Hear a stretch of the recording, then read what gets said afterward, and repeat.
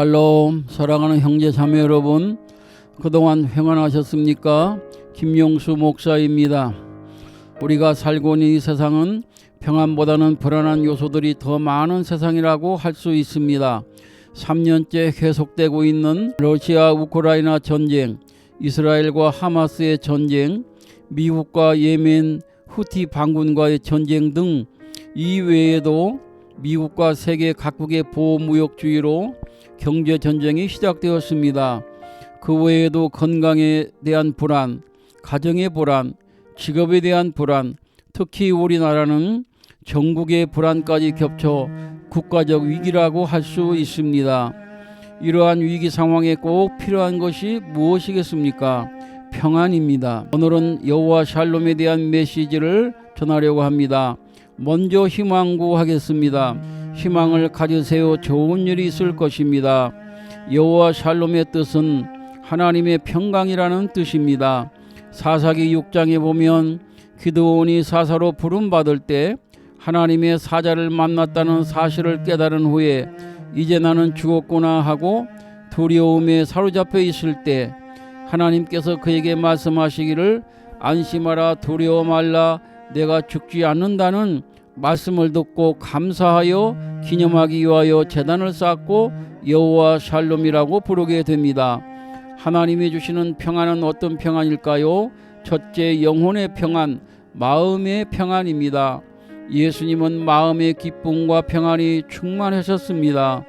갈릴리 호수에 광풍이 불어 풍랑이 일어나 배에 물이 가득하게 되어 위태로운데도 예수님은 주무시고 계셨는데 제자들이 깨워 죽겠다고 아우성치니 예수님은 일어나셔서 바람과 물결을 꾸짖으시니 잔잔하게 되었다는 기사가 누가복음 8장에 기록되어 있습니다.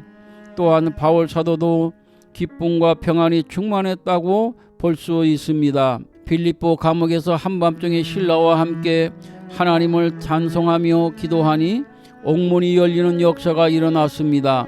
그는 감옥에 갇히기 전에 많이 맞았다고 하였는데 육체적으로는 고통스럽고 힘들어도 그의 심령은 매이지 않고 찬양과 기도를 하였으니 기쁨과 평안이 충만했음을 알 수 있습니다.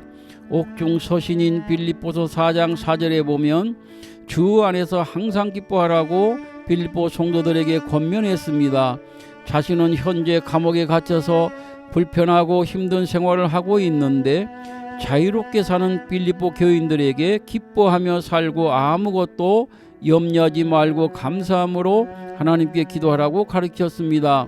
둘째, 국가의 평안도 하나님이 주십니다. 이스라엘 나라의 왕조시대 역사를 보면 2대 왕인 다윗은 하나님 앞에 크게 범죄한 일도 있었으나 총체적으로 하나님께 대한 충성심은 그 누구도 따라할 수 없을 정도로 하나님 마음에 맞는 사람이라고 할 수 있습니다.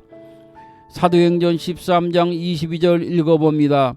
패하시고 다윗을 왕으로 세우시고 증언하여 이르시되 내가 이새의 아들 다윗을 만나니 내 마음에 맞는 사람이라 내 뜻을 다 이루리라 하시니 다윗 왕이 이스라엘을 통치하는 동안 하나님은 국태민안과 국가의 번영을 주셨습니다.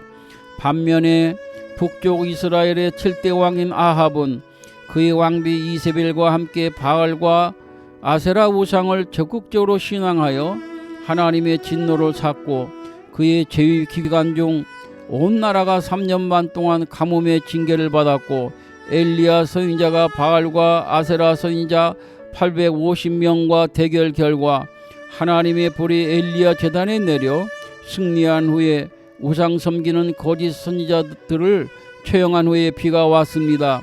이처럼 국가의 통치자들 중에서 하나님을 잘 섬긴 동안에는 나라가 평안하였고 하나님을 버리고 우상 숭배하거나 정의를 버리고 불의하게 살면 나라 전체가 환난을 당했으니 이제 우리나라도 얼마 남지 않은 대선을 위하여 악한 자가 대통령 되지 않고 선하고 하나님을 두려워하는 사람이 이 나라의 통치자가 되어 나라가 평안하고 발전하도록 간절히 기도해야 하겠습니다. 셋째, 하나님은 가정에 평안을 주십니다. 가정의 정자는 뜰정입니다. 가정은 정원과 같습니다. 정성 들여 가꾸고 보살피지 않으면 온갖 벌레와 잡초로 무성하고 맙니다. 요즘 우리 사회는 가정에서 불상사가 많이 일어나고 있습니다. 행복한 가정을 이루려면 가족 간 사랑으로 노력을 많이 해야겠지만 제일 근본적인 것은 온 가족이 하나님을 섬기는 것입니다.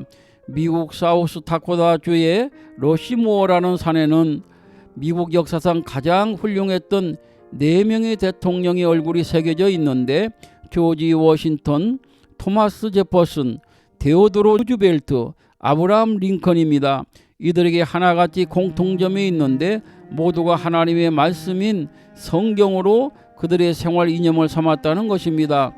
미국의 초대 대통령인 조지 워싱턴은 성경이 아니면 세계를 다스릴 수 없다고 하면서 성경에 손을 얹고 선서하였고, 토마스 제퍼슨은 미국 독립선언서의 작성자로서 미 합중국은 성경을 반석으로 삼아서 있다고 강조하였습니다.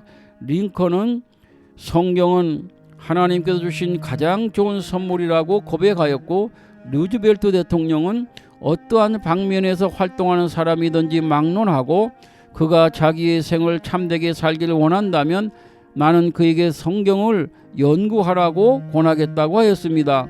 사도행전 10장에 보면 백부장 고넬료가 나오는데 그가 경건하여 온 지방과 더불어 하나님을 경외하였다고 했습니다. 형제자매 여러분, 우리가 이 세상을 살아갈 때 돈 버는 일보다, 자녀들 교육시키는 일보다 먼저 해야 할 우선순위 1위는 온 가족이 하나님을 잘 섬겨서 축복되고 평안한 가정을 이루는 것입니다. 마지막으로 평안을 얻는 방법 몇 가지 소개하고 메시지 마무리하겠습니다. 첫째, 하나님의 규례와 계명을 준행해야 합니다. 레위기 26장 3절에서 7절 말씀 읽어보겠습니다. 너희가 내 규례와 계명을 준행하면 내가 너희에게 철따라 비를 주리니 땅은 그 산물을 내고 밭에 나무는 열매를 맺으리라. 너희의 타작은 포도 딸 때까지 미치며 너희의 포도 따는 것은 파종할 때까지 미치리니 너희가 음식을 배불리 먹고 너희의 땅에 안전하게 거주하리라. 내가 그 땅에 평화를 줄 것인즉 너희가 누울 때 너희를 두렵게 할 자가 없을 것이며 내가 사나운 짐승을 그 땅에서 제할 것이요 칼이 너희의 땅에 두루 행하지 아니할 것이며 너희의 원수들을 쫓으리니 그들이 너희 앞에서 엎드러질 것이라. 둘째로 성령 충만해야 합니다. 성령님은 우리에게 기쁨과 소망과 평안을 주십니다. 셋째, 육신의 생각보다 영의 생각을 해야 합니다. 로마서 8장 6절을 읽어봅니다. 육신의 생각은 사망이요 영의 생각은 생명과 평안이니라. 넷째, 예수님께서 내 마음을 주장하시도록 해야 합니다. 골로새서 3장 15절 읽어보겠습니다. 그리스도의 평강이 너희 마음을 주장하게 하라. 너희는 평강을 위하여 한 몸으로 부르심을 받았나니 너희는 또한 감사하는 자가 되라. 다섯째, 평안이 임하도록 기도해야 합니다. 이사야서 45장 7절 말씀 읽어보도록 하겠습니다. 나는 빛도 짓고 어둠도 창조하며 나는 평안도 짓고 환난도 창조하나니 나는 여호와라. 이 모든 일들을 행하는 자니라 하였노라. 하나님은 평안도 짓는다고 하였습니다. 빌립보서 4장 6절에 7절 말씀 읽고 오늘 메시지 끝내려고 합니다. 아무것도 염려하지 말고 다만 모든 일에 기도와 간구로 너희 구할 것을 감사함으로 하나님께 아뢰라. 그리하면 모든 지각에 뛰어난 하나님의 평강이 그리스도 예수 안에서 너희 마음과 생각을 지키시리라. 아멘.